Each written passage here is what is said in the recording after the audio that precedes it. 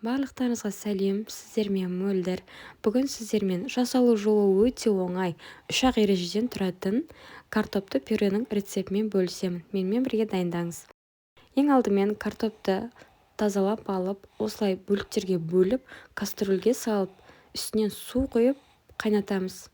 Егер осылай бөліп салатын болсаңыздар, онда сіздердің пюрелеріңіз комоксыз, өте жұмсақ болып шығатын болады.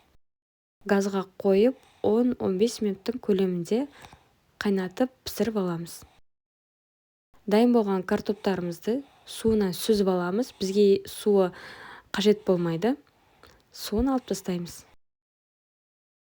Және пюредегі екінші және үшінші ереже сүт құямыз және сары май саламыз. Сөйтіп езгіштің көмегімен картоптарымызды еземіз.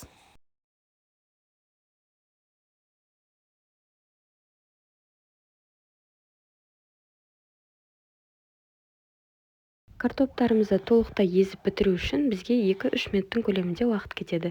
Және де дәміне қарай, қалауыңызға қарай тұз себеміз.